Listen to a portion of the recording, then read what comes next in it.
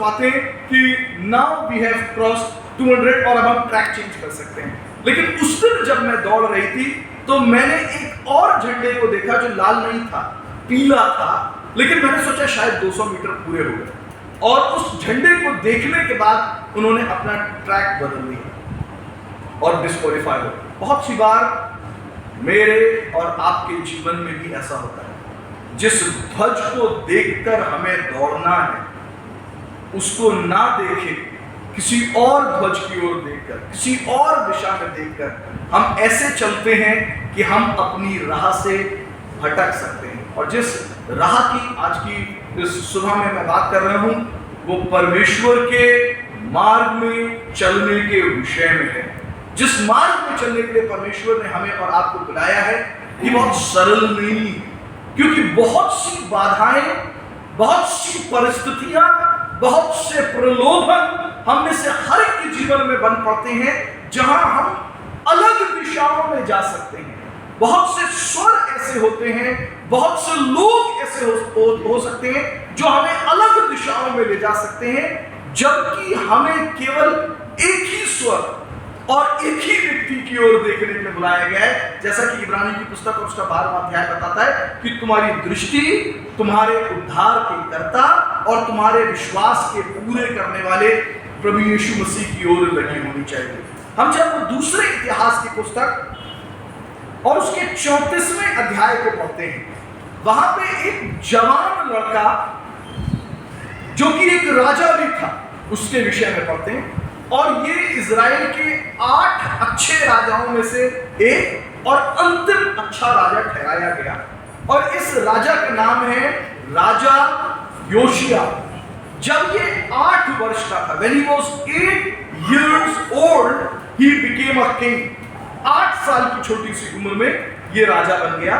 और इसका पिता जो है वो एक विश्वासी व्यक्ति नहीं था या प्रभु के साथ चलने वाला व्यक्ति नहीं था, लेकिन योशिया के विषय में लिखा है उसका पिता तो प्रभु को नहीं जानता था, वो प्रभु के मार्गों पर चलने वाला नहीं था, लेकिन योशिया अपने बाल्यकाल से ही परमेश्वर की निकटता में बना रहा, राजा के पद पर बैठा और परमेश्वर के साथ साथ चलता रहा। सो जब हम पहले 2 पदों को पढ़ते हैं, वचन यहां पर राजा योशिया के विषय में कहता है, जब योशिया राज करने लगा तब वो 8 वर्ष का था और यरूशलेम में 31 वर्ष तक राज किया, और यहूदा के राजाओं से अधिक अवधि तक राज्य करने वाला यही एक व्यक्ति था। 31 वर्ष तक उसने राज्य किया। लेकिन जो इसके विषय में विशेष बात लिखी है, अभूतपूर्व बात लिखी है, वो दूसरे पद के अंदर है, जो मैं समझता हूं मेरे आज के इस संदेश का सार भी है, और ये आह्वान होना चाहिए हम में से हर एक की व्यक्तिगत जीवन के लिए। वचन कहता है उसने वो किया जो यहोवा की दृष्टि में ठीक है, और जिस मार्ग पर उसका मूल पुरुष दाऊद चलता था उन्हीं पर वो भी चला करता था, और उसने ना तो दाहिनी ओर मुड़ा और ना बाईं। यही मेरे संदेश का शीर्षक है आज की सुबह। जिस मार्ग पर चलने के लिए परमेश्वर ने हमें बुलाया है, उस मार्ग पर हम ऐसे चले कि ना तो हम उससे दाएं मुड़े और ना उससे बाएं मुड़े।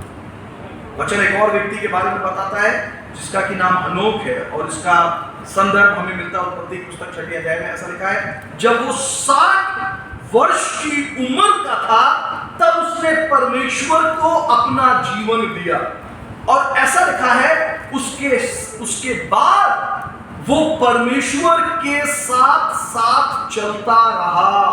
यानी कि अगले 300 वर्ष 365 इयर्स तक वो पृथ्वी के ऊपर था, लेकिन 60 वर्ष की उम्र में प्रभु को जानने के बाद अगले 300 वर्ष हनोक ने ना तो दाएं देखा ना बाएं देखा, लेकिन वो परमेश्वर के साथ साथ चलता रहा। और इब्रानियों की पुस्तक ऐसा बताती है 11वें अध्याय के अंदर कि परमेश्वर को उसका जीवन ऐसा भाया कि वो मृत्यु को प्राप्त नहीं हुआ, लेकिन परमेश्वर ने उसे उठा लिया। और वो कलीसिया के लिए उदाहरण ठहरा है कि कलीसिया भी एक दिन उठाई जाएगी। और इसीलिए हमें और आपको अपने आप प्रभु के मार्ग पर चलते हुए इसी रीति से तैयार करना। जब हम मत्ती रचित सुसमाचार और उसके 7वें अध्याय 13 और 14 पद को पढ़ते हैं, ये प्रभु के मार्ग के विषय में बताता है कि प्रभु का मार्ग बहुत सरल मार्ग नहीं है, ये बहुत सीधा मार्ग नहीं है, लेकिन वचन कहता है प्रभु का मार्ग 7वां अध्याय 13 और 14 पद, सकेत फाटक से प्रवेश करो, क्योंकि चौड़ा है वो फाटक और चाकल है वो मार्ग जो विनाश को पहुंचाता है। वो मार्ग जिसमें हम संसार की बहुत सी बातों को भी रख सकते हैं। हम प्रभु के साथ चल रहे हैं, लेकिन ये बातें भी हमारे साथ चल सकती हैं। वो मार्ग बहुत चौड़ा है, वो मार्ग बहुत चौड़ा है। हम चर्च भी आ सकते हैं, हम संगति भी कर सकते हैं, हम वचन भी पढ़ सकते हैं, हम प्रार्थना भी कर रहे हैं और हम इन सब बातों को कर रहे हैं, लेकिन उसी के साथ साथ संसार की भी बहुत सी बातों को जब हम संग्रहित करके अपने जीवन में रखते हैं, वो स्थान चौड़ा है और वचन कहता है कि वो विनाश को पहुंचाता है और बहुतेरे हैं जो उससे प्रवेश कर रहे हैं। क्योंकि सकेत है वो फाटक, सकरा है वो मार्ग जो जीवन को पहुंचाता है और थोड़े हैं जो उसे पाते हैं।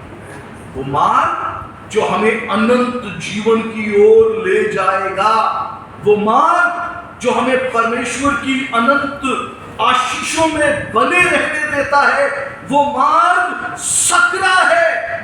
That track is narrow, और इसीलिए हमें बहुत सावधान होने की आवश्यकता है, इसीलिए हमें बहुत संवेदनशील होने की आवश्यकता है। कहीं हम अपने मार्ग से भटक ना जाए, कहीं हम ऐसी बातों को ना हो जाने दें अपने जीवन के अंदर जो बातें इस सकरे मार्ग में हमारे साथ नहीं जा सकती। एक समय हम पढ़ते हैं मत्ती रचित सुसमाचार उसके 18वें अध्याय में, अभी खोलिएगा नहीं, मेरी तरफ देखिए। एक जवान और एक धनी पुरुष प्रभु यीशु मसीह के पास आया और उसने आकर प्रभु यीशु मसीह से इस प्रश्न को किया कि मैं अनंत जीवन पाने के लिए क्या करूं। प्रभु यीशु मसीह ने कहा, तू आज्ञाएं जानता है, उनके अनुसार कर, कि व्यभिचार न करना, चोरी न करना। उसने कहा ये सब बातें तो मैं बचपन से करता आया हूं। और ऐसा लिखा प्रभु यीशु मसीह ने उसकी ओर दृष्टि करी और उससे बहुत प्रेम किया, क्योंकि वो जानता था कि जो वो कह रहा है वो सत्य है। बहुत सी बात हम शायद अपने बारे में अपनी जो गवाही देते हैं वो बड़े अच्छे शब्द हो सकते हैं, लेकिन प्रभु भेद में हम जो कर रहे हैं उन बातों को जानता है, वो हमारे हृदय को, हमारे जीवन के साथ को जानता है। लेकिन इस जवान धनी लड़के के लिए लिखा है परमेश्वर ने उससे प्रेम किया। प्रभु यीशु मसीह ने उसकी ओर प्रेम भरी दृष्टि से देखा, क्योंकि वो जानता था वो सच बोल रहा है। लेकिन उसने अपने आप को और धर्मी दिखाने के लिए प्रभु यीशु मसीह से पूछा, मैं और क्या कर सकता हूँ, मुझ में किस बात की घटी है। और तब प्रभु यीशु मसीह ने उससे कहा, यदि तू सचमुच सिद्ध होना चाहता है। बहुत सी बार पता है कि हम अपने आप को संसार के सामने परफेक्ट दिखाना चाहते हैं, आई एम परफेक्ट, मैं सिद्ध हूं। लेकिन मैं आपको बताऊं, हम कभी भी अपनी सामर्थ्य में होकर सिद्ध नहीं हो सकते। बहुत से लोग यही समझते हैं, हम अपने आप को ऐसे प्रदर्शित करते हैं as if I am perfect, but none of us can be perfect. और ये व्यक्ति जवान लड़का है, प्रभु प्रेम भी कर रहा है, इससे जान रहा है, आज्ञाओं का पालन करता है। वो प्रभु यीशु मसीह के सामने खड़े होकर कहता है, मैं सिद्ध होने के लिए और क्या कर सकता हूं, what can I do to be perfect. और प्रभु यीशु मसीह ने कहा, तू सचमुच सिद्ध होना चाहता है, ठीक है, अपना सारी संपत्ति बेच दे और अपना धन कंगालों में बांट दे। और ऐसा लिखा है वो व्यक्ति बहुत बहुत दुखी होकर वहां से चला गया। इसलिए परमेश्वर के सामने अपनी दीन ना माने, अपने आप को बड़ा ना दिखाएं, दीन बने, अनुग्रह के साथ रहें। और लिखा है इसके पश्चात जब वो व्यक्ति वहां से दुखी होकर चला गया, तब प्रभु यीशु मसीह ने एक शब्द कहा, ईंट का सुई के नाके में से निकल जाना आसान है, लेकिन धनी पुरुष का परमेश्वर के राज्य में प्रवेश करना बहुत कठिन है। धनी लोगों का परमेश्वर, और चेलों को ये बात समझ में नहीं आई। उन्होंने कहा, अरे प्रभु फिर कैसे हो सकता है। चेले अपने विषय में सोचने लगे, अरे हम तो बिल्कुल इम्परफेक्ट हैं, अगर ये व्यक्ति नहीं कर सकता तो फिर परमेश्वर कौन परमेश्वर के राज्य में प्रवेश कर सकता है। वहां पे प्रभु यीशु मसीह ने उस शब्द को कहा, मनुष्यों से तो ये नहीं हो सकता, लेकिन परमेश्वर से हो सकता है। और इसके लिए परमेश्वर ने हमारे लिए एक प्रावधान किया। लेकिन मैं आपको उस प्रोवर्ब की तरफ लाना चाहता हूं जो यीशु मसीह ने कहा, या उस वाक्य की तरफ जो उन्होंने ऊंट के विषय में कहा कि ऊंट का सुई के नाके में से निकल जाना सरल है, लेकिन धनी का बहुत मुश्किल। जिस नाके की या जिस सुई के छेद की प्रभु यीशु मसीह बात कर रहे थे, वो सुई वाला नहीं जिस सुई धागा जिससे हम कपड़े सिलते हैं, लेकिन यरूशलेम की चार दीवारी में बड़े द्वार हुआ करते थे जो रात के समय बंद हो जाया करते थे, लेकिन उन बड़े द्वारों के पास छोटे छिद्र हुआ करते थे जो रात भर उन राहगीरों के लिए खुला करते थे जो सफर करके देर रात वहां पहुंचे और उन्हें चार दीवारी के पार ना रुकना पड़े और लुटेरों के डर से वे भी नगर के अंदर प्रवेश करें। वे छोटे छेद हमेशा खुले रहते थे। सो वो व्यापारी जो अपने ऊंटों के ऊपर अपने व्यापार का अपना माल लेकर आते थे, वो ये नहीं चाहते थे कि उनके वो अंदर चले जाएं और उनका सारा माल और उनके ऊंट बाहर रहें। सो उसके लिए उन्हें अपने ऊंटों को भी अंदर लाना होता था, लेकिन उन छोटे छेदों से, जिसको सुई के नाके कहा गया, ऊंटों का अंदर जाना मुश्किल था, लेकिन फिर भी ऊंट ऐसा कर पाते थे। और उसके लिए उन्हें क्या करना होता था? ऊंटों के ऊपर का सारा बोझ उतारना होता था। पहले ऊंटों की पीठ पर से वो सारा माल उतार दिया करते थे और एक एक दो दो करके उन चीजों को अंदर ले जाते थे। हमें और आपको भी, यदि हम परमेश्वर के राज्य में प्रवेश करना चाहें, शायद बहुत सी बातें हैं जो हमने अपने ऊपर रखी हुई हैं, बहुत सी चीजें हैं जो हम अपने साथ लेकर चल रहे हैं, उन्हें पहले अपने आप से अलग करना होगा। और फिर दूसरी बात ऊंट को करनी होती थी, वो खड़ा होकर, सीधे खड़े होकर वो उस नाके में से प्रवेश नहीं कर सकता था। उन्हें अपने घुटनों पर जाना होता था, ऊंट को झुकना होता था और फिर धीरे धीरे रेंगते हुए अपने मालिक की मदद से वो उस छेद में से नगर के अंदर प्रवेश कर जाते। परमेश्वर के राज्य में प्रवेश करने का तरीका भी यही है। प्रभु यीशु मसीह ने कहा, ऊंट का सुई के नाके में से निकल जाना सरल है।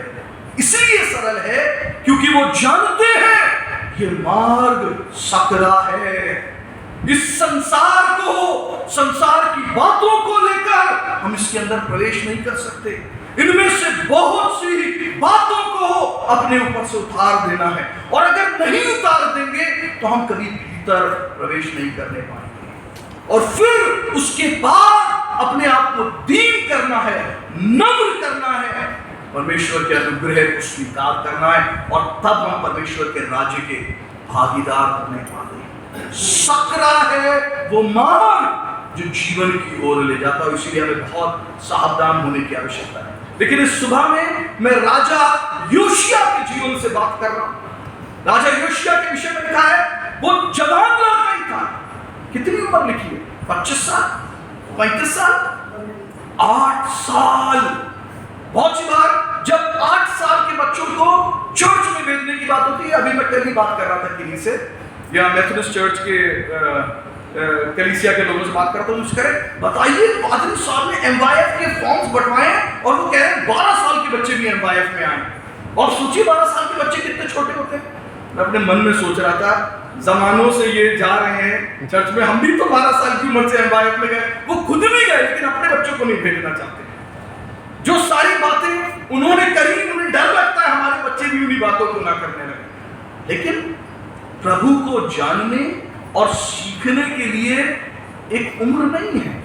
बच्चे जब 4 साल के भी हैं, 3 साल के भी हैं, आप उनको प्रशिक्षित कर सकते हैं। आप में से यहाँ पे बैठा एक भी जन ऐसा नहीं है जो आज के दिन प्रभु के साथ चलना शुरू ना कर सके, या जिसके लिए परमेश्वर के रहस्य, परमेश्वर के भेद, परमेश्वर की बातें बहुत बड़ी।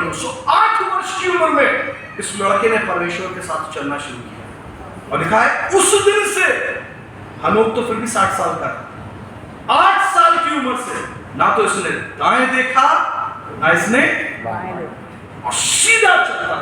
और ये प्रश्न उठता है, हाउ इज इट पॉसिबल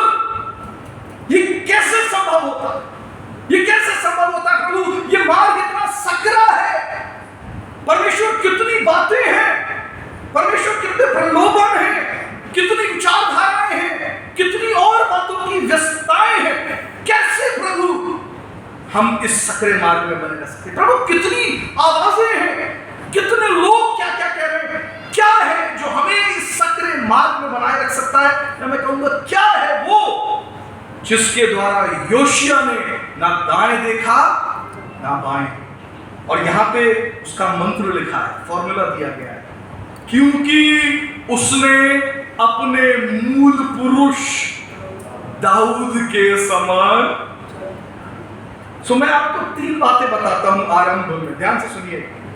यदि मैं और आप इन 3 बातों को कर सकें, जैसा योशिया ने किया मूल पुरुष दाऊद की तरह, हम और आप इस सकरे मार्ग में आसानी से चल सकते हैं। और मूल पुरुष दाऊद के विषय में, योशिया के विषय में जो मैं समझता हूं, पहली बात, भजन संग्रह 119 और उसके पहले पद से जब हम पढ़ते हैं 5वें पद तक, ये भजन दाऊद के द्वारा लिखा गया, ऐसा धर्म विज्ञानी विश्वास करते हैं। सो भजन संग्रह की पुस्तक उसके 119वें अध्याय में दाऊद राजा अपने संदर्भ में कहता है, वो कहता है, क्या ही धन्य है वे जो चाल के खरे और यहोवा की व्यवस्था पर। ये पहली बात है जो मैं आपको बताना चाहता हूं। हम कैसे ना दाएं जाएं ना बाएं जाएं। वो ध्वज क्या है जो हमें बताता है कि किस मार्ग पर चलना है, कब ट्रैक चेंज करना है और कब ट्रैक के ऊपर बने रहना है? वो परमेश्वर का वचन है। It is the word of God. आगे वो कहता है, फिर से पढ़ूंगा पहले पद को दोबारा से, धन्य है वे जो चाल के खरे हैं। क्यों है वो चाल के खरे, या कैसे है वो चाल के खरे? क्योंकि वे यहोवा की व्यवस्था पर चलते हैं। क्या ही धन्य है वे जो उसकी चितौनियों को मानते हैं। चितौनियां समझते हैं आप? हमारा ये थीम क्या है आज के इस रिट्रीट का? कॉशन, चेतावनी, सावधान।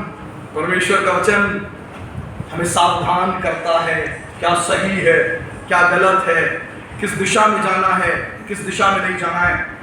क्या ही धन्य है जो उसकी चितौनियों को मानते हैं और पूर्ण मन से उसके पास आते हैं। फिर वे कुटिलता का काम नहीं करते, वे उसके मार्गों पर चलते हैं। तूने अपने उपदेश इसीलिए दिए हैं कि वे यत्न से माने जाएं। भला होता कि तेरी विधियों को मानने के लिए मेरी चाल चलन दृढ़ हो जाए। परमेश्वर ने अपना वचन इसीलिए दिया है ताकि हमारा जीवन खराई का हो। और जब हम इसी अध्याय के 90 पद को पढ़ते हैं, 119 के 90 पद में आप पढ़ेंगे तो वहां पर लिखा है, जवान अपनी जवानी को किस रीति से शुद्ध रख सकता है? परमेश्वर के वचन के द्वारा कौशन, सावधान रहने से। और फिर इसी का 11वें पद को जब आप पढ़ते हैं तब दाऊद अपने विषय में कहता है, मैंने तेरा वचन अपने हृदय में रख छोड़ा है ताकि तेरे विरुद्ध में। सो यदि हम सकरे मार्ग पर बने रहना चाहते हैं, यदि हम ना दाएं जाएं ना बाएं जाएं, परमेश्वर का वचन हमारी सहायता है। परमेश्वर का वचन हमें दिशा निर्देश देता है। परमेश्वर का वचन हमें बताता है कि क्या सही है और क्या गलत है। जब हम यहोशू पुस्तक उसका पहला अध्याय उसके 8वें पद को पढ़ते हैं, परमेश्वर का वचन 3 बातों को वहां पर कहता है यहोशू से। परमेश्वर के वचन के संबंध में प्रभु ने उससे कहा, वचन की व्यवस्था की ये पुस्तक, पहले वहां पर 3 बातें लिखी है मूल भाषा में। तेरे चित्त से लिखा है, लेकिन जहां पे चित्त लिखा है वहां पे जो मूल भाषा में शब्द है तेरे मुख से, फ्रॉम योर माउथ। वहां पे 3 बातें लिखी, ये तेरे मुख से ना हटने पाए, दिन और रात इसके ऊपर मनन किए रहना और इसके अनुसार करने में सावधानी रखना, तब जो कुछ तू करेगा वो तेरे काम सफल होंगे। 3 बातें लिखी हैं। पहले, इसके ऊपर दिन और रात मनन करते रहे। बहुत से लोगों को मालूम नहीं है क्या सही और क्या गलत है। क्यों? क्योंकि ये वचन यहां है ही, इधर है ही नहीं। There is no word. व्यक्तिगत जीवन में वो कभी वचन को पढ़ ही नहीं रहे हैं, वो परमेश्वर की आवाज को सुन ही नहीं रहे हैं। और इसीलिए जब वो लाल झंडा देखना था, पीला झंडा देख के ट्रैक चेंज हो जाता है। क्यों? मालूम ही नहीं था कलर है टू बी रेड। भटक जाते हैं बहुत से लोग क्योंकि उनके पास सही डायरेक्शन नहीं है। सो तू इसके ऊपर मनन करते रहना और ये तेरे मुख में होना चाहिए, कंठस्थ होना चाहिए, इसकी घोषणा करनी है, अपने मुंह से बोलना है अपने जीवन की विभिन्न परिस्थितियों के मध्य में, और इसके अनुसार करने की चौकसी करना। बार बार ये शब्द आता है कॉशियस, सावधान रहना वचन के अनुसार करने के द्वारा। और तब ना तो तू दाएं मुड़ेगा ना बाएं मुड़ेगा, जहां तू कदम रखेगा वो स्थान तेरा हो जाएगा और तू अपने जीवन के हर कार्य में सफलता प्राप्त करने पाएगा। याकूब की पत्री जो कि ध्येय है आज की रिट्रीट का, पहला अध्याय और 22वां पद हमें इसी बात को बताता है। वहां पर लिखा है कि केवल वचन के सुनने वाले मत बनो, लेकिन वचन के करने वाले बनो, वचन के अनुरूप चलने वाले बनो। Be not the hearers of the word। और फिर जब आप उसके आगे के पद पढ़ते चले जाएंगे तब आपको पता चलेगा, क्योंकि परमेश्वर का वचन दर्पण के समान है। और अगर कोई व्यक्ति दर्पण के सामने अपने आप को देखकर जैसी उसकी अवस्था है वैसे ही लौट के चला जाता है, तो दर्पण के सामने खड़े होने का कोई फायदा नहीं। जब आप घर से निकले होंगे तो आखिरी काम किया होगा, दर्पण के सामने खड़े हुए होंगे। अभी जब घर लौटकर भी आप जाएंगे, विशेष तौर से महिलाएं, लड़कियां, सबसे पहला काम, आज भी मेरी मम्मी 80 साल की हो गई, जैसे ही घर लौट कर आती सबसे पहले शीशे के सामने खड़ी होती है। मैं अपनी लड़की को देखता हूँ बिल्कुल अपनी दादी की तरह, जैसे ही घर से लौट कर आएगी आखिरी काम बिजली बंद करके ताला लगाने से पहले दोनों दादी और मेरी बेटी शीशे के सामने, और फिर लौट कर आते हैं और फिर अपने आप को निहारते हैं। परमेश्वर का वचन आत्मिक दर्पण है। सुबह घर से निकलने से पहले, रात में घर लौटने के बाद, दोनों समय वचन के द्वारा हम अपने आप को जांचते हैं। इब्रानियों की पुस्तक 4 अध्याय 12वां पद बताता है, परमेश्वर का वचन दो-धारी तलवार के सरीखा है, ये गांठ-गांठ, गुदे-गुदे को अलग करता है, जीव और प्राण को अलग-अलग करता है, और ये मनुष्य के मन के विचारों और भावनाओं को, ये अकेली ऐसी पुस्तक है जिसको जब आप पढ़ रहे होते हैं तो उसका लिखने वाला आपके साथ खड़ा होता है, और केवल आप इस पुस्तक को नहीं पढ़ रहे होते, वरन ये पुस्तक भी आपको पढ़ रहे होते। परमेश्वर का वचन मनुष्य के मन के विचारों और भावनाओं को जांचता। तो जितनी बार आप परमेश्वर के वचन का अध्ययन करेंगे, जितनी बार आप उसके ऊपर मनन करेंगे, परमेश्वर का वचन आपको बताएगा आज तुमने ये गलती कर, तुम्हारा व्यवहार यहाँ पे ऐसा होना चाहिए, तुम्हें इन बातों से अपने आप को दूर रखना है, इन बातों को अपने साथ मत होने दो। परमेश्वर का वचन यदि आपने अपने हृदय में रख छोड़ा है, ना तो आप दाएं जाएंगे और ना आप बाएं मुड़ेंगे। यिर्मयाह नबी की पुस्तक उसका 23 अध्याय उसका 29वें पद में प्रभु का वचन कहता है, मेरा वचन अग्नि और हथौड़े के समान, my word is like fire and hammer. आपने अग्नि और हथौड़े को एक साथ कहां पर देखा? एक लोहार के पास देखा है, सुनार के पास भी होता है, चांदी का काम करने वाले लोगों के पास भी होता है। यानी कि जो कोई लोग किसी धातु को आकार देते हैं, धातु के ऊपर काम करते हैं, चाहे वो पीतल का हो, तांबे का हो, they work with fire and hammer. वो अग्नि और हथौड़े के साथ काम करते हैं। क्यों? कोई बताइए क्यों? आकार तो दे ही रहे हैं, क्यों अग्नि और हथौड़े की क्या जरूरत? आग में तपाती और उसको, हाँ, आग में तपाते हैं, फिर ताकि उसमें निखार, आग में क्यों डाला जाता है ये बताइए? उसमें और निखार आए और अच्छा और निखार आता है, गरम करने के लिए, हाँ, नर्म हो जाता है। क्यों नर्म हो जाता है ये क्वेश्चन? वो चमके नहीं, चमक को समझ में आ गया, चमके क्यों चमक आ जाती है, और मैं कहूंगा क्यों गरम, मुलायम क्यों पड़ जाता है, नर्म क्यों पड़ जाता है? आग की गर्मी से कागज, डर जाता है। धातु क्यों मुलायम पड़ जाती है? धातु क्यों अग्नि में जाने से पहले कठोर नहीं होती? साइंस के स्टूडेंट है तो बता सकते हैं। हाँ नहीं, आग में डालने से, हाँ बताइए साइंस के वर्ड्स में बताइए।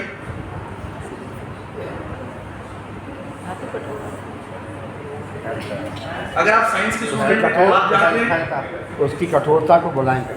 वो इसलिए मुलायम हो जाता है क्योंकि मैं साइंस की लैंग्वेज में पहले बता रहा हूँ, उसके बाद बिल्कुल जमीनी भाषा में बताऊंगा। उसके इलेक्ट्रॉन्स जो हैं, जो बिखराव की मुद्रा में होते हैं, इधर भागे उधर भागे, वे सब एक दिशा में सेट हो जाते हैं। यही तो है, साइंस पढ़ी है ना 10वीं क्लास तक सबने। इलेक्ट्रॉन्स एक दिशा में सेट हो जाते हैं। क्यों? क्योंकि उनके हाँ अरे वाह केमिस्ट्री वाले, क्योंकि उनके बीच में जो इम्प्योरिटीज है वो जल जाती है। समझ रहे हैं? उनके बीच में जो अशुद्धताएं हैं वो चली जाती हैं, इसलिए वो कॉन्फ़िगर हो जाते हैं, वो सही दिशा में आ जाते हैं। यही परमेश्वर का वचन मेरे और आपके साथ। जितना हम परमेश्वर के वचन के ऊपर मनन करते हैं, अशुद्धताएं हटती जाती हैं और हम उस स्तर पे पहुंचते हैं जहां पे हम नम्र और दीन बनते हैं, और फिर यही परमेश्वर का वचन हथौड़े की तरह हमें आकार दे सकता है। एक मुलायम लोहे या धातु को तो आकार दिया जा सकता है, लेकिन जो बहुत कठोर, उसे आकार नहीं दिया जा सकता।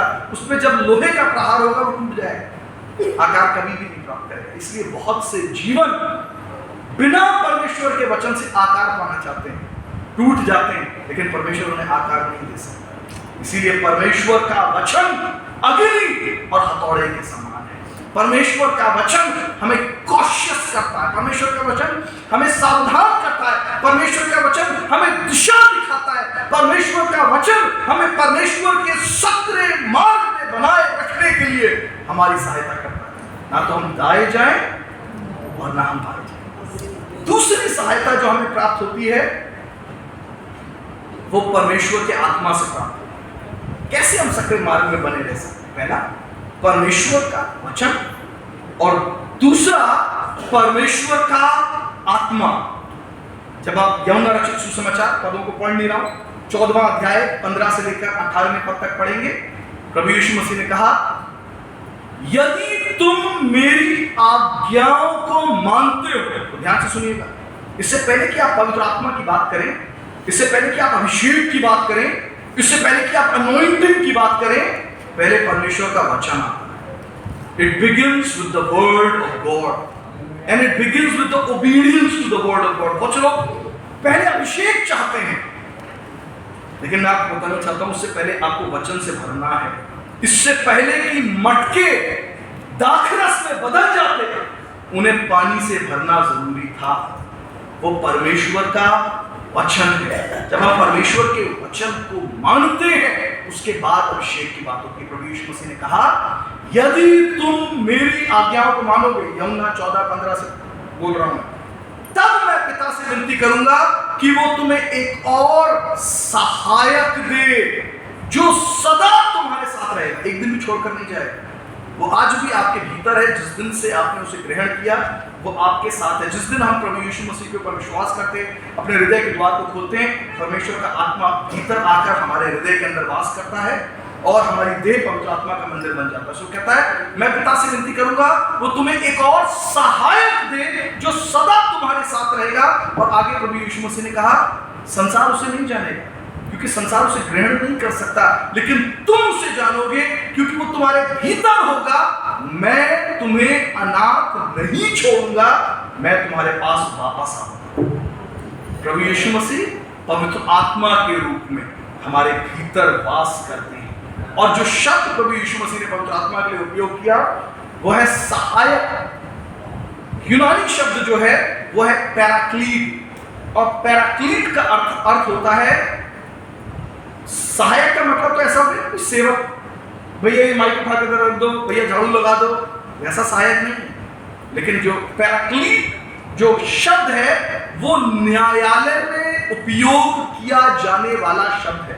जब एक अभियुक्त न्यायाधीश के सामने न्यायालय में खड़ा होता है, उसको नहीं मालूम होता मुझे क्या शब्द बोलने हैं अपने बचाव में, मुझे क्या प्रतिक्रिया देनी है, किन शब्दों का हवाला देना है, किन का हवाला नहीं देना, और इसीलिए उन्हें एक अधिवक्ता दिया जाता है जिसे वकील भी कहते हैं, या एक काउंसलर दिया जाता है जो उन्हें बताता है आपको क्या करना है और क्या नहीं करना, और वो उनके पास खड़ा होता है, वो उनका सहायक सलाहकार होता है। यानी कि अब वो व्यक्ति, वो जो अभियुक्त न्यायालय में खड़ा है, वो अपनी बुद्धि से शब्दों को नहीं बोलता है, वो जो मर्जी चाहे वो नहीं बोलता है, लेकिन सहायक उसे रोकता है, कहता है रुकिए, ऐसा मत बोलिए, ये वर्ड वो से बोलो, ये पवित्र आत्मा है, वो दास नहीं है हमारा, वो हमारा पैराक्लीट है, वो हमारा सहायक सलाहकार है। पवित्र आत्मा कोई भावना नहीं है, लेकिन पवित्र आत्मा एक व्यक्ति है, ये परमेश्वर का आत्मा है, और यदि आप परमेश्वर के आत्मा के साथ संगति करना, संवाद करना, परमेश्वर के आत्मा की वाणी को सुनना सीख जाएंगे, आप कभी ना दाएं जाएंगे ना बाएं जाएंगे। जब हम यशायाह की पुस्तक उसका 30 अध्याय और उसका 21वां पद पढ़ते हैं, वचन कहता है, जब तुम मार्ग में दाएं या बाएं जाने लगोगे, तब तुम्हें पीछे से एक स्वर सुनाई देगा, मार्ग यही है, इसी पर चलो। जब आपके पांव भटकने लगेंगे, जब आपके मन में गलत विचार आने लगेगा, जब आपके शब्द खराब होने लगेंगे, जब आपका व्यवहार बिगड़ जाएगा, तब एक है जो आपके भीतर रहता है, वो आपकी सहायता करने के लिए दिया गया सहायक सलाहकार है। क्योंकि हम अपनी सामर्थ्य में होकर शुद्धता को नहीं प्राप्त कर सकते, हम अपनी सामर्थ्य में होकर पाप के ऊपर विजय नहीं प्राप्त कर सकते। सो ये सहायक सलाहकार हमें गाइड करता है, और मैं बताऊं, हर एक व्यक्ति को गाइड नहीं कर पाता है, क्योंकि बहुत से लोग उसकी वाणी को सुनना नहीं चाहते, बहुत से लोग उसके साथ संगति भी नहीं करते, बहुत से लोग उसके साथ संवाद स्थापित नहीं करते, बहुत से लोग पवित्र आत्मा के प्रति संवेदनशील भी नहीं है। लेकिन वो जो पवित्र आत्मा के प्रति संवेदनशील है, वो जानते हैं पवित्र आत्मा किस दिशा में उनकी अगुवाई करता है। प्रभु यीशु मसीह ने कहा, यूहन्ना रचित सुसमाचार 14वां अध्याय 26वां पद और यूहन्ना रचित सुसमाचार 16वां अध्याय उसके 12 और 13 पद में, जब पवित्र आत्मा आएगा तब वो तुम्हें मेरी बातें स्मरण कराएगा।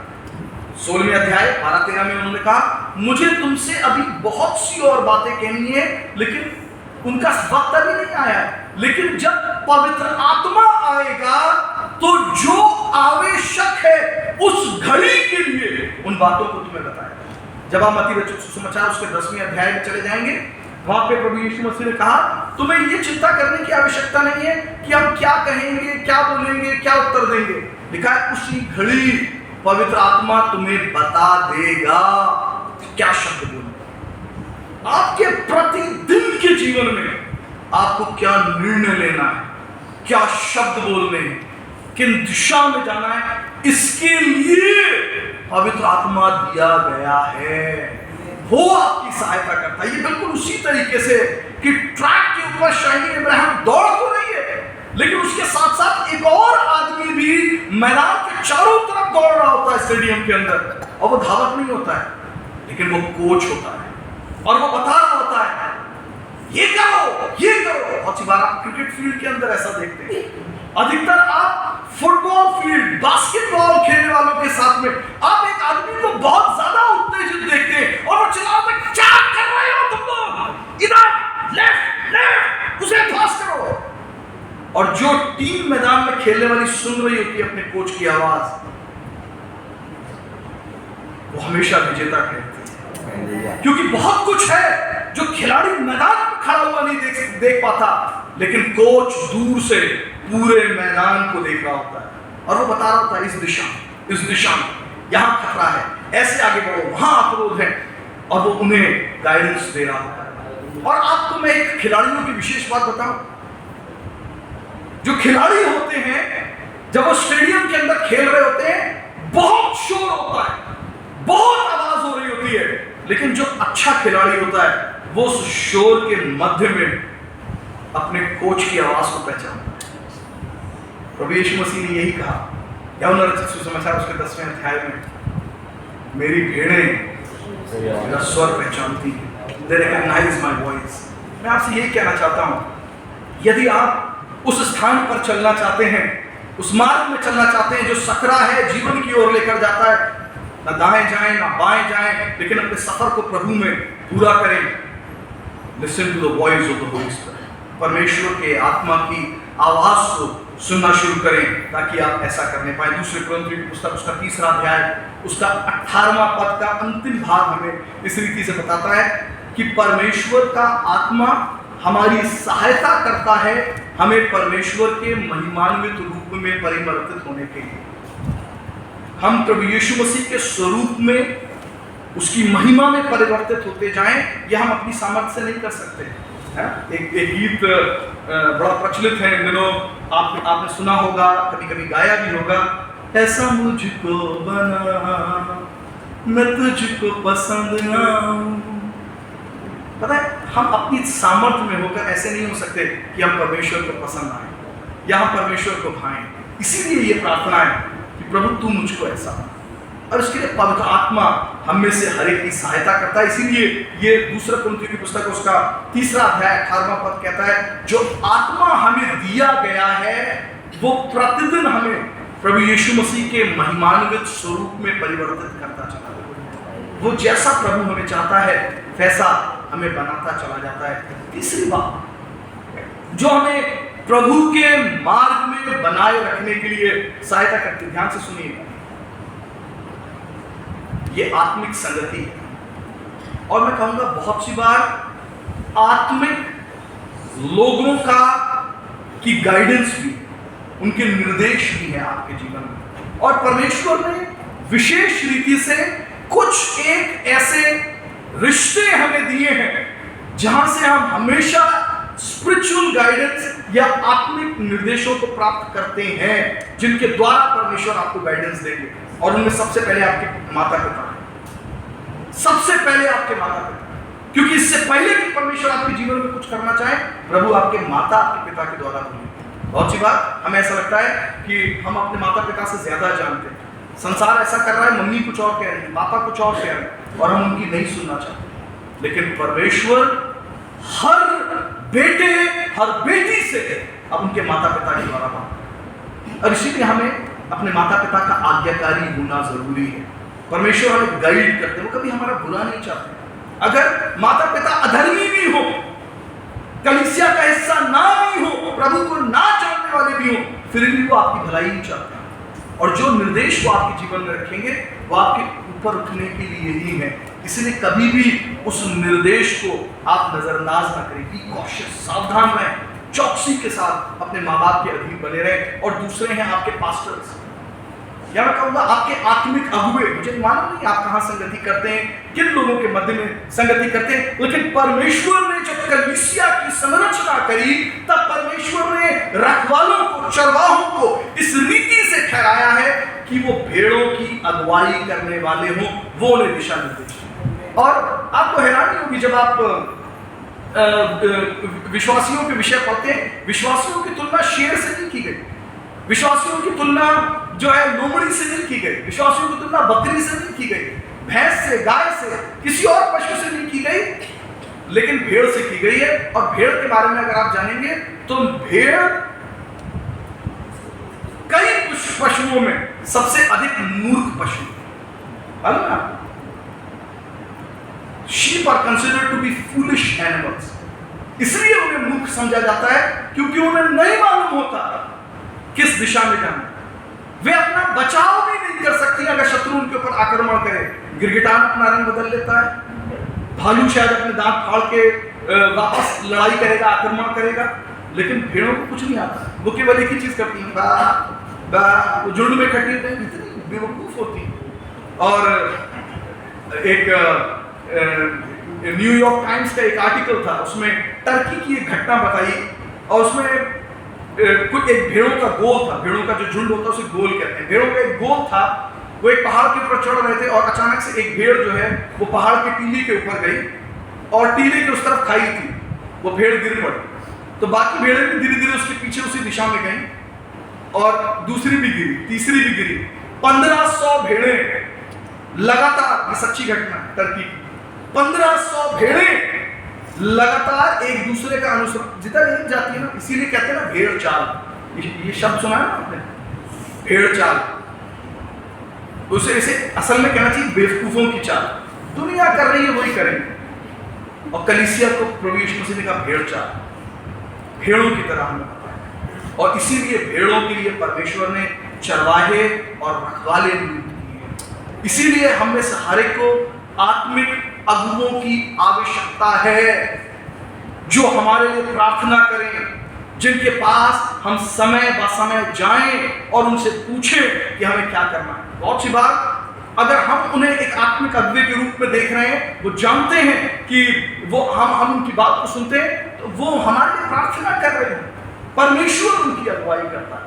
और इसी क्रम में बताते हुए जब मैं योशिया के विषय बता रहा हूं, एक और जवान लड़के के विषय में बताना चाहता हूं, जिसका कि नाम है योआश, किंग जोआश, जिसके विषय में हम पढ़ते हैं दूसरे इतिहास की पुस्तक और उसके 24वें अध्याय में। अगर आप खोलेंगे तो इस राजा के विषय में भी, इस जवान लड़के के विषय में भी पहले 2 पदों में लिखा है। राजा योआश के विषय में लिखा है, जब योआश राजा हुआ तब वो 7 वर्ष का था और यरूशलेम में 40 वर्ष तक राज्य करता रहा। ये भी कोई बड़ा नहीं था, 7 वर्ष का, लेकिन ये भी 40 साल तक राज्य करता रहा इजराइल। उसकी माता का नाम सिब्या था, जो बेरशेबा की थी। और जब तक यहोयादा याजक जीवित रहा, तब तक योआश वो काम करता रहा जो यहोवा की दृष्टि में ठीक है। और जब आप इसके बाद इसके 17वें पद से लेकर 22 पद तक पढ़ेंगे, लिखा है, जब जेहोदिया या योहादा जो याजक था, जब वो मर गया, जो कि योआश को शिक्षा देता था, निर्देशित करता था, उसके बाद से योआश फिर गलत दिशाओं में जाने लगा। और फिर परमेश्वर की अनुग्रह उसके ऊपर से हट, परमेश्वर का क्रोध योआश के ऊपर आया, पर उसने और भी बुरे कार्यों को किया। हम में से हर एक, भले हमने कितनी जवानी से परमेश्वर को जाना, भले हमने परमेश्वर के लिए कितने बड़े काम किए, जब आप योआश के बारे में पढ़ेंगे, योआश ने बहुत अच्छे अच्छे कार्य किए इजराइल के अंदर रहते हुए, लेकिन वो तब तक थे जब तक उसकी माँ, जिसका कि नाम लिखा है बेरशेबा की रहने वाली, और ये जेहोदिया द हाई प्रीस्ट, जब तक ये याजक था, जब तक वो निर्देशित करता रहा। प्रियजनों, हम में से हर एक को आत्मिक संगति की आवश्यकता है। यदि आप आत्मिक संगति में बने नहीं हैं, तब आप कभी भी मार्ग में बने नहीं रह सकते। मैं आज की सुबह अध्ययन कर रहा था, यूं तो ये विषय नहीं था, लेकिन मैं कुछ आर्टिकल्स को पढ़ रहा था और मैं एक आर्टिकल को पढ़ने लगा, वो कौन से पेड़ हैं जो सबसे लंबे समय तक जीवित रहते हैं। और जब मैं इस आर्टिकल को पढ़ रहा था तो मैंने एक पेड़ के बारे में पढ़ा जिसका कि नाम है मतुशलह। आपने पढ़ा है कि नहीं पेड़ों के बारे में? बॉटनी के स्टूडेंट्स ने शायद पढ़ा हो, साइंस के स्टूडेंट्स ने। तो ये एक पेड़ है मतुशलह, जो 4000 से भी ज्यादा वर्ष से दुनिया के अंदर खड़ा हुआ है इस पे। लेकिन बहुत सालों तक साइंटिस्ट सोचते थे कि अकेला ऐसा पेड़ है, और उसके आसपास आप देखेंगे कुछ भी नहीं है, सब सूखी बंजर भूमि है। और इसके बारे में पता चला ऐसा इसलिए क्योंकि इसकी जड़ें बहुत गहरी।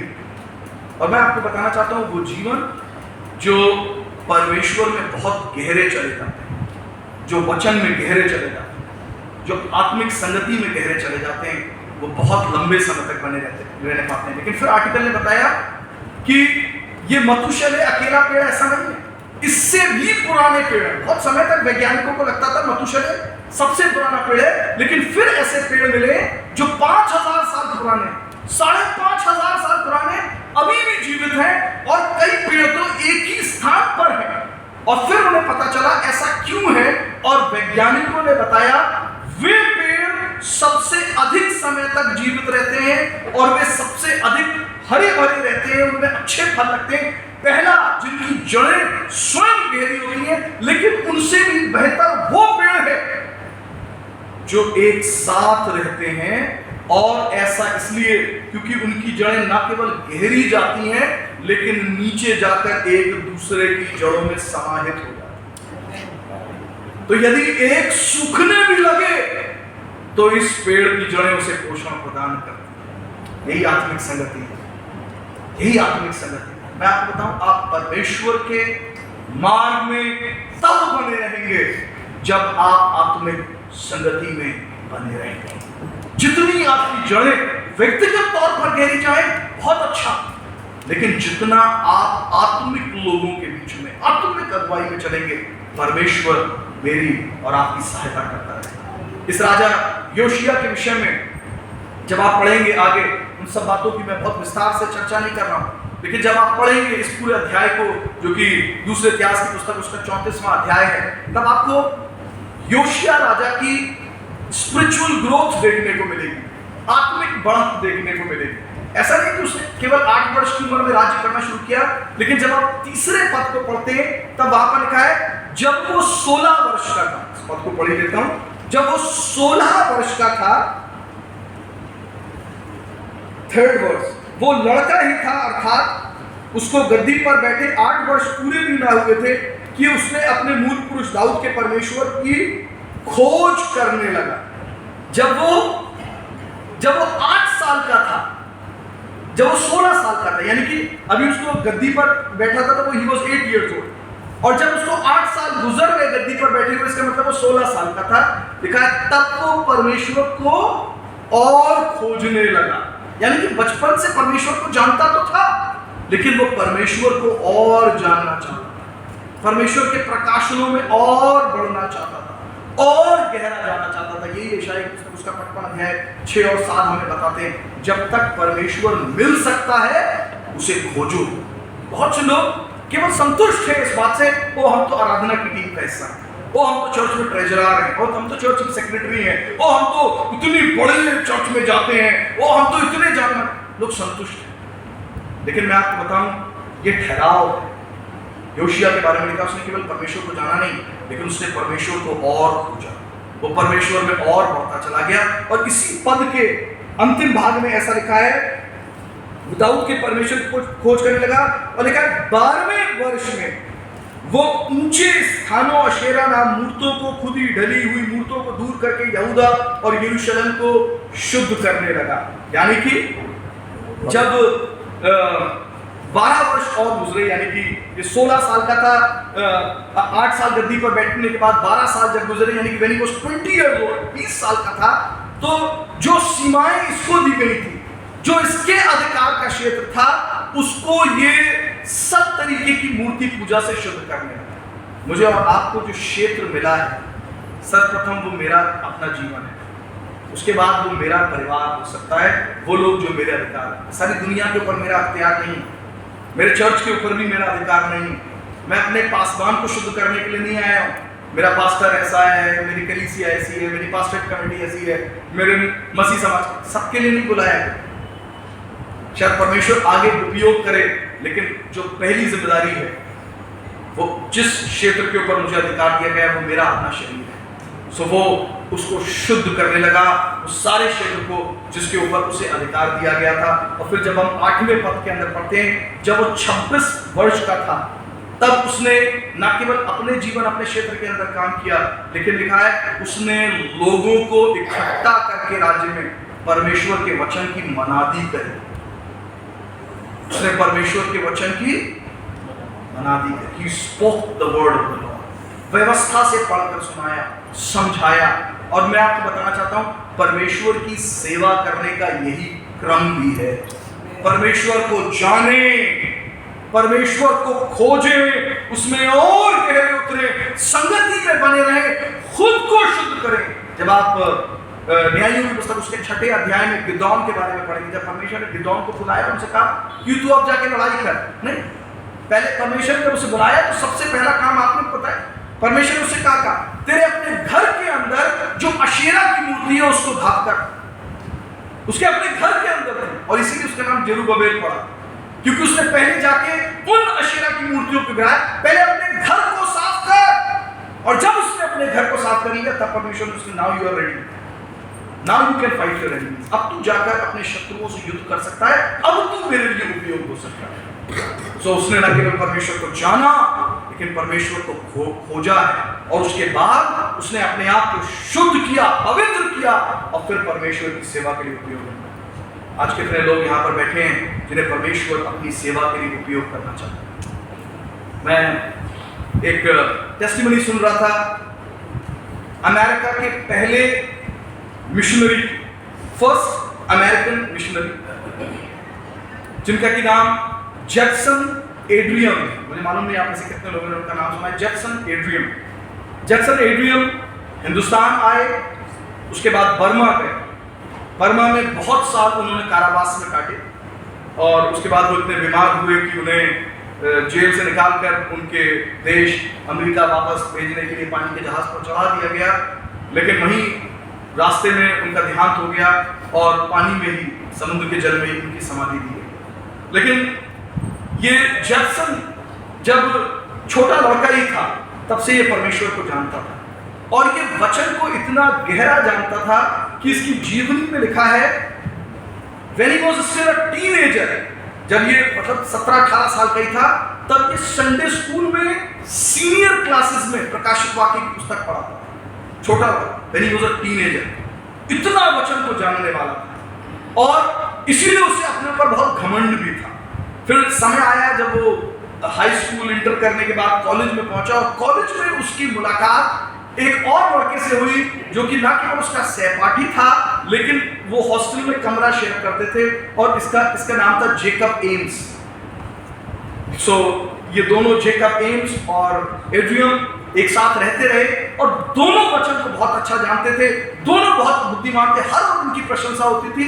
लेकिन घमंड में भरकर ये दोनों लोगों से वचन के बारे में प्रश्न करते थे और लोगों के सामने ऐसे ऐसे प्रश्न रखते थे कि बहुत सी बार पास्टर आंसर नहीं कर पाते। बहुत सी बार बड़े बड़े लोग अपने दांतों तले उंगलियां दबा लेते थे और इसी क्रम में ये ऐसी ऐसी बातों को लोगों से कहते थे जो होती तो वचन से थी लेकिन लोगों को आश्चर्यचकित करने के लिए, और इन दोनों को पता नहीं चला ये परमेश्वर से बहुत धीरे से दूर होते चले और ये इतना दूर हो गए अपने प्रश्नों को, अपनी बुद्धिमानी को उपयोग करते करते कि ये दोनों सांसारिक जीवन जीने लगे। सो जब कॉलेज पूरा हुआ तब जैक्सन एड्रियन ने चुना कि मैं थिएटर में काम करूंगा, उस जमाने की फिल्म सिटी में काम करूंगा। सो उन्होंने थिएटर में जाकर काम करना शुरू किया और कई वर्ष गुजरने के बाद एक समय ये एक नए थिएटर में ऑडिशन देकर, न्यूयॉर्क में ऑडिशन देकर ये लौट रहे थे अपने घर की तरफ घोड़े के ऊपर बैठ। 1700 शताब्दी की बात है, घोड़े पर बैठकर लौट रहे थे। रात हो गई तो एक सराय पड़ा और ये उस सराय पे रुके और उन्होंने सराय के मालिक से कहा कि मुझे रात बितानी है, मुझे कमरा दीजिए, कल सुबह मैं निकल जाऊंगा। उन्होंने कहा कोई कमरा खाली नहीं है। उन्होंने कहा मैं बहुत थका हुआ हूँ, आगे जा नहीं सकता, मुझे आप यही हॉल में रुकने की जगह दे दीजिए और मैं आपको कमरे का पैसा दूंगा। सो इस होटल के मालिक ने जैक्सन एड्रियन से कहा कि एक कमरा है तो, लेकिन मैं आपको वो इसलिए नहीं देना चाहता क्योंकि उसके बिल्कुल सामने वाले कमरे में एक आदमी रुका है जो बहुत बीमार है, उसके शरीर से घावों की बदबू आसपास के क्षेत्र में फैल रही है और वो कराहता रहता है, आवाज करता रहता है, सो नहीं पाएंगे। जैक्सन ने कहा चाहे कैसी भी आवाजों में सो जाऊंगा, just give me that room, मुझे वो कमरा दे दीजिए। सो जैक्सन उस रात उस कमरे में जाकर रुक गए और रात भर उन्हें उस व्यक्ति की आवाज आती रही और वो व्यक्ति कर्रा रहा था, पीड़ा में था, बदबू थी, लेकिन वो परमेश्वर को कोस रहा था, पूरी रात गालियां दे रहा था, गंदी गंदी भद्दी भद्दी, और वो देर रात तक ऐसा करता रहा। और जैक्सन ने सोचा तो मैं सो जाऊंगा, सो नहीं पाया, लेकिन करीब सुबह 3 बजे के करीब उसका स्वर शांत होता गया और फिर वो बिल्कुल खामोश हो गया। सुबह जब जैक्सन उठे और सराय के मालिक को पेमेंट्स कर रहे थे तब उन्होंने पूछा वो व्यक्ति कैसा है, शायद उसको कुछ आराम हो गया क्योंकि 3 बजे तक वो थोड़ा शांत हो गया था। उन्होंने बताया वो शांत नहीं हो गया, वो दुनिया से चला गया। उन्होंने कहा आई एम सॉरी। उन्होंने कहा लेकिन होटल के मालिक ने कहा, सराय के मालिक ने कहा लेकिन बड़े दुख की बात है, वो व्यक्ति कोई साधारण व्यक्ति नहीं था, वो व्यक्ति रोड्स यूनिवर्सिटी का, उस जमाने में भी एक मशहूर यूनिवर्सिटी थी, इंटरनेशनल आज के दिन भी है, रोड्स यूनिवर्सिटी का गोल्ड मेडलिस्ट, ऑनररी ग्रेजुएट था और वो इस हालत में यहाँ पर मरा है। उसको देखने वाला भी कोई नहीं था। इतनी पढ़ाई, इतनी शिक्षा प्राप्त करने के बाद उसका जीवन बर्बाद है। और जब जैक्सन ने सुना रोड्स यूनिवर्सिटी, वो खुद रोड्स यूनिवर्सिटी में पढ़े थे, उन्होंने एकदम पूछा कौन था वो व्यक्ति। उन्होंने कहा उसका नाम था जेकब एम्स। और उनके पाँव के तले जमीन खिसक गई। ये वही लड़का था जिसके साथ उन्होंने कॉलेज के दिन बिताए।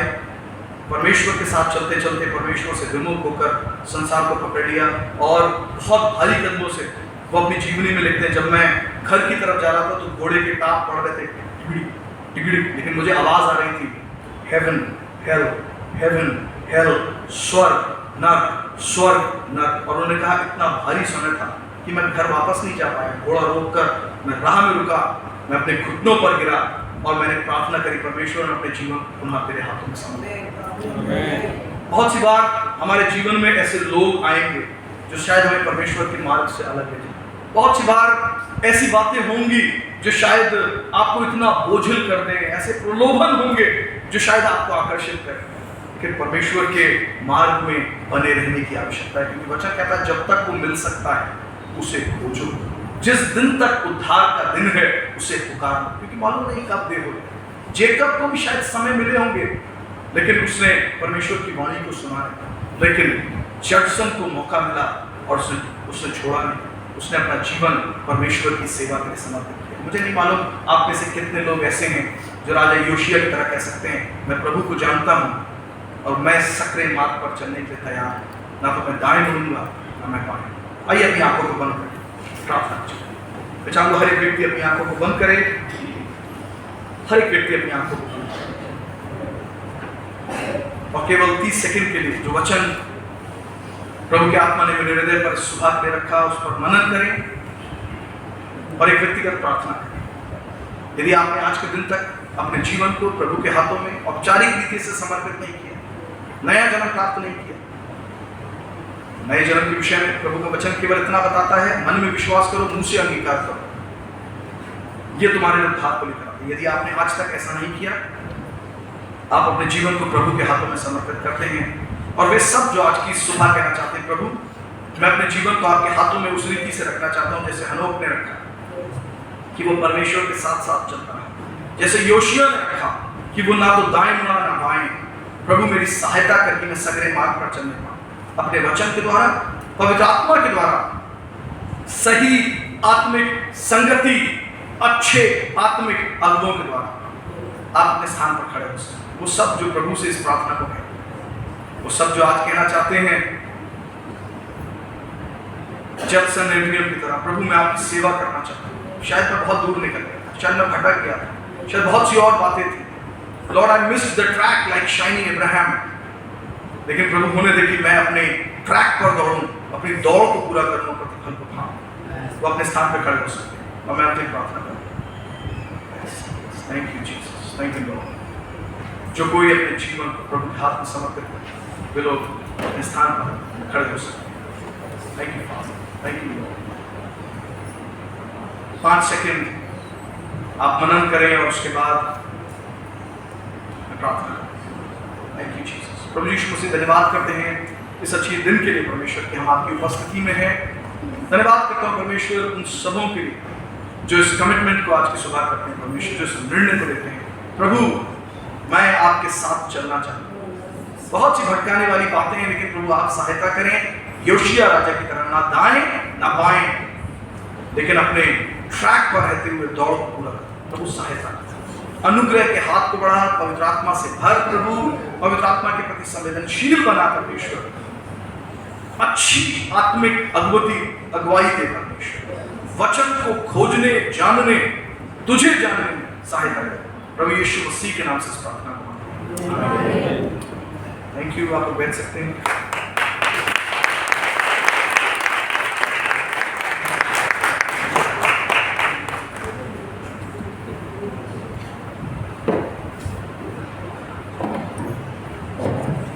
थैंक यू डॉक्टर साहब अच्छे वचन को हमारे बीच में साझा करने के लिए, और यही इसका मतलब है कौशल, ताकि आप उद्देश्य को समझ सकें। उद्देश्य क्या है? कई बार हम भटक जाते हैं, लेकिन जिस तरीके से ब्रदर ने बताया कि अगर हम उद्देश्य को थामे रहें तो वो हमें जोड़े रखता है उन मूल सिद्धांतिक बातों से जिनको पकड़ के हम अपने उद्देश्य में बने रह सकते हैं। इन बातों को पकड़े रहिए, जोड़े रहिए,